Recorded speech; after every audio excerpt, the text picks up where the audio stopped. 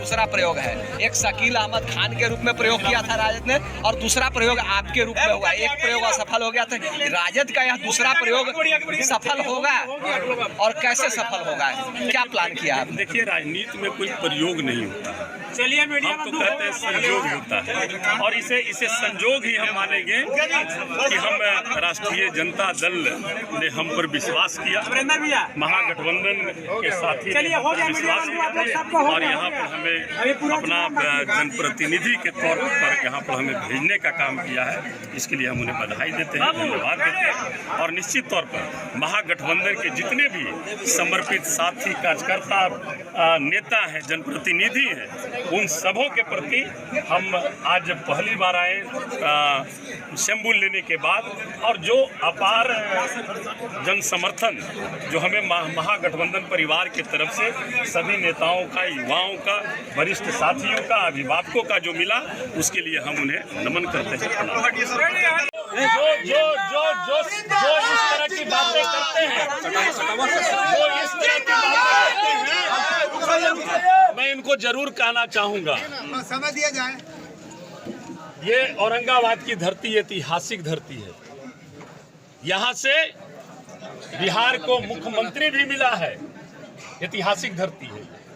इसको तो उस रूप में होना चाहिए था जिस रूप में यहाँ के जनप्रतिनिधि, जो अभी भाई साहब सवाल कर रहे थे कि अभी तक के राजद और महागठबंधन के कोई यहाँ से चुनाव नहीं जीते हैं, राजद नहीं जीता, ये सारी गलती जो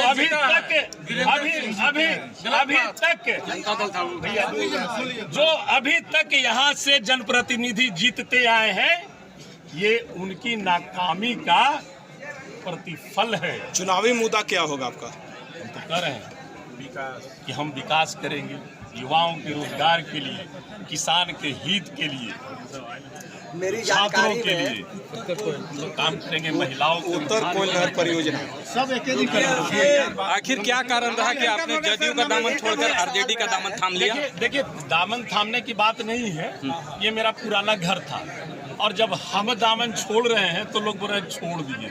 यहाँ तो बड़े बड़े छोड़ के जाते हैं, तो बड़े बड़े लोग जाते हैं और इस लोकसभा के क्षेत्र का मैं प्रतिनिधित्व कर चुका हूँ टेकारी विधानसभा का 5 वर्षों तक। और मैं आपके माध्यम से मैं सभी महान औरंगाबाद की महान वोटर्स को, जनता को, छात्र को, युवाओं को, किसान को, बेरोजगारों को ये उनसे निवेदन करूंगा कि 28 तारीख को मैं नॉमिनेशन करूंगा। एक अंतिम सवाल उपेंद्र प्रसाद भी लड़े थे, लेकिन इसके बावजूद भी चुनाव नहीं निकला था, फिर पुनः जो है आपको उम्मीदवार बनाया। देखिए, समाज कोई चुनाव नहीं लड़ती है, चुनाव जमात लड़ती है और मैं समझता हूँ कि जो जमात आप देख रहे हैं इसमें कोई समाज नहीं है, ये सर्व समाज है, सर्व समाज के लोग हैं।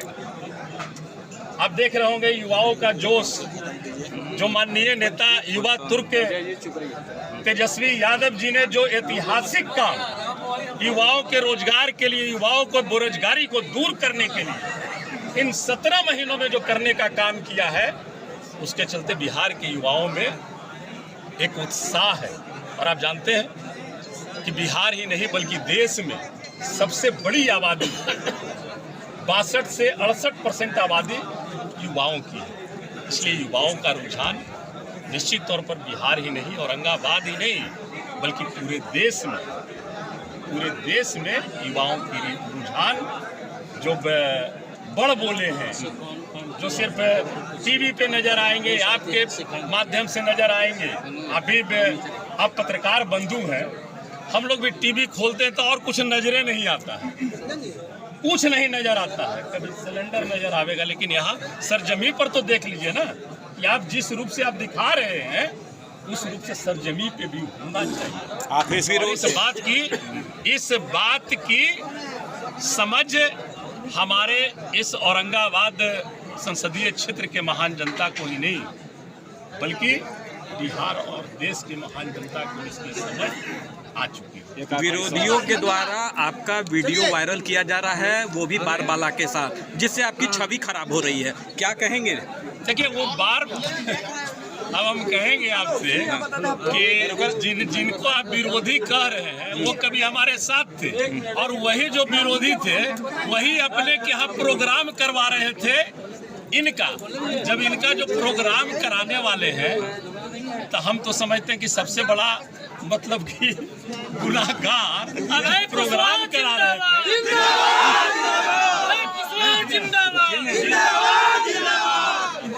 सबसे बड़ा गुनाहगार तो वो जो प्रोग्राम कराने वाले थे वही होंगे। अब हमको कहीं पटना जाना है और बस आकर के खड़ी हो जाए बाराती वाला और वो खाली रहे तो वो थोड़ी पूछने जाता है, हाथ दिखाता है, बेचारा बस पर चढ़ जाता है। तो ये तो आपको बस पे चढ़ा दिया गया था? 10-12 साल, जरूर 10-12-15 साल पहले का ये वीडियो, और हम कबूल करते हैं कि इस तरह का वीडियो नहीं होना चाहिए। लेकिन एक उमंग और एक जोश होती है, उत्साह होता है, शादी विवाह का माहौल था। तो क्या आप औरंगाबाद का चित्तौड़गढ़ कहा जाता है, तो क्या इसे ध्वस्त कर पाएंगे? देखिए हम ध्वस्त वगैरह करने के लिए नहीं आए हैं, हम न तो ध्वस्त करने के लिए आए हैं और न हम औरंगाबाद को, ठीक है ना, हम औरंगाबाद को और चित्तौड़गढ़ को सजाने और संवारने के लिए आए हैं। मैं आपके माध्यम से कहना चाहता हूँ एक बात और, मैं आपके माध्यम से ये सबसे पहले तो औरंगाबाद की ऐतिहासिक धरती को मैं नमन करता हूँ, और औरंगाबाद संसदीय क्षेत्र की सभी महान वोटर मालिक जनता को मैं सबसे पहले आपके माध्यम से उन्हें नमन करता हूं, प्रणाम करता हूं।